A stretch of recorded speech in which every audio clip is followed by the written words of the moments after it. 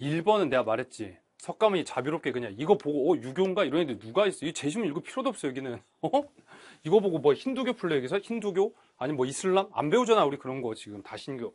그럼 우리 세계지대에서 우리 배우는 거고 첨탑, 모스크 중요하다 뭐 이런 것도 다신교 이런 것도 중요하다. 아니 불교잖아. 쾌락과 고행 극단에 치우치지 않은 중도. 그래서 올해 수특에 이런 거 많이 있잖아. 뭐 고행의 수행을 통해서만 깨달음 얻을 수 있다. 고행 의미 없다니까. 그럼 1번 윤회로부터 벗어나기 8정도. 정답 1번이지. 집, 맹자. 인을 실현해 사육 극복하고 네 글자 뭐야? 그치 극기복례. 무지 무욕의 도가 그냥 두루 사랑하는 거 겸해잖아 이건. 쌍윤에서 계속 나오는 거. 1번은 되게 쉬웠고 1번. 2번도 사회사상 자본주의 문제가 앞에 나왔어요. 실업은 노동시장의 수요와 공급 간의 불균형 결과이기 때문에 이러한 실업 문제는 시장에 대한 정부 개입의 철회와 모든 개입 철회는 아니지. 정부가 시장이 잘못 돌아가면 개입할 수 있어 그때는. 또 계획이라는 것은 경쟁을 위한 계획이라는 형태로만 결합될 수 있다는 게 하이에크죠. 시장의 자생적 질서. 계획.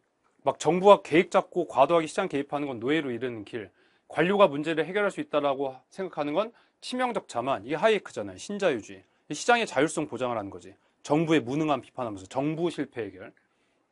그랬더니 실업은 과소 소비와 소비를 너무 안 하고 투자도 못해. 왜? 돈이 없거든. 그러니까 사람들이 실제 구매할 수 있는 구매력, 총 수요가 부족하니까 실제 구매할 수 있는 구매력을 가져다가 탄생시키는 게 유효한 것. 유효 수요를 창출하는 거잖아요. 그러므로 정부의 조세 정책과 이자율 조정, 이게 핵심이랬잖아. 케인스 때문에. 그래서 우리나라나 미국이나 외국에서 계속 금리 조정하는 거잖아요. 그래서 유효 수요 확대가 이루어져야 된다. 그래서 완전 고용을 이루는 유일한 길은 투자의 사회화. 국가가 돈 풀라는 거지. 시장 실패 문제 해결하고. 이게 케인스죠. 이런 케인스의 자유를 우리가 뭐라고 배웠어요? 이런 게 적극적 자유야. 이걸 좀 연결시켰으면 이 사회벌리는 보다 더 잘 풀었겠지. 국가에 의한 자유. 무엇을 네가 실현할 수 있도록. 이런 것들을 우리가 소극적 자유라고 배웠고 국가로부터 간섭 벗어나는 거 연결시켜줬잖아 충분히. 자본주의 할 때. 그럼 1번 시장 실패 시 정부의 개입이 사회적 편익을 증대함을 간과한다? A로 하이에크가 케인스한테 시장 실패 때 정부 개입이 사회적 편익 유효수요 창출하는 거 케인스가 알고 있고, 자유방임은 손 놔버리는 거지. 자유방임주의가 애덤 스미스고 그거 따라왔던 게 하이에크잖아요. 효율적 자원 배분을 보장할 수 없다라는 건 지금 하이에크가 뿌리를 버렸지. 애덤 스미스를.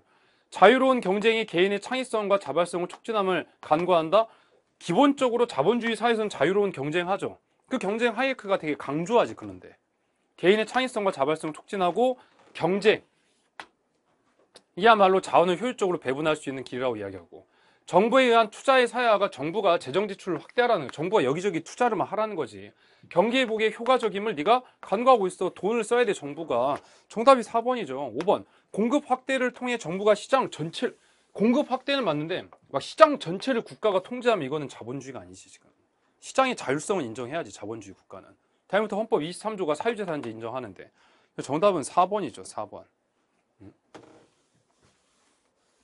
3번도 쾌락은 육체적 고통과 이런 거 중요하지. 마음의 동요가 없는 상태는, 그래서 내가 강의 때 얘기했잖아요. 부동심처럼 읽을 수 있겠지만 저건 에피쿠로스도 쓰고 스토아파도 쓴다. 왜냐면 그 당시 헬레니즘 시대 때 사상가들의 특징이 마음의 평온함이니까. 무엇보다가 중요하죠. 다음 출제될 걸. 그렇지. 더 나은 국가보다 개인의 평온함이 중요하다. 그러기 위해서는 신, 자연, 운명, 죽음에 대한 올바른 인식이 필요한데, 에피쿠로스는 신은 있다 했잖아. 있는데 지 노느라 바쁘니까 내가 제우스 생각하라 했지. 지 노느라 바빠. 그걸 뭐라 출제했어? 연계규제. 자족적. 신은 자족적이기 때문에 우리한테 관심이 없다니까. 신 두려워하지 말라 했잖아. 그 다음 쾌락은 먹고 마시며 흥청거리는데 육체적 쾌락이 아니라 마음의 가장 큰 소동과 혼란을 불러일으키는 잘못된 생각을 몰아내라. 그 대표적인 잘못된 생각이 신이 너를 두렵게 할 거야 라는 거. 죽음 두려울 거야? 아니, 죽으면 끝. 중요한 거. 운명 없어요. 여기는. 운명 없습니다. 자연에 대한 올바른 인식. 심지어 자연을 거역하지 말고 복종해야 된다. 누가 한 말이야? 여기 같지? 여기에서 했던 말이지. 이건 밀이고 밀. 지금 밀. 에피쿠로스가 했던 말이라고. 자연을 거역하지 말고 복종하라고. 왜? 인간은 자연에 순응하니까. 쾌락 추구하고 고통 피하는 게. 그냥 을은 쾌락에 질적인 차이가 있다는 사실을 인정하는 것은 공리의 원리에 어긋나지 않는다. 이런 공리주의자들은 연계규제 본문에 꼭 써있다 했지. 공리의 원리를 동물까지 확장한다고. 인간의 영역에서는 남녀차별 비판하고 노예제도 비판하고 벤다가 미래 공통점. 그래서 제발 연계 규제 볼 시간 없으면 그거라도 보라 했잖아. 이 사상가들의 흐름에 따른 공통점 의. 예를 들면 타인과의 연대 중시하는 건 실존주의의 공통점이에요. 그런 것들 한번 읽어보라고. 그 다음 서로 피해를 주지 않겠다는 협정 약속으로서의 정이 필요하지 쾌락을 위해. 정의도 쾌락의 수단이잖아. 이런 사람들은 다 덕은 결과를 위한 수단이죠. 그래서 심지어 덕이 쾌락을 주지 않으면 덕을 버리라고 했죠. 행위의 옳고 그름은 행위의 동기에 의해 판단되지 않지 결과에 의해 판단되니까. 정답 3번이고.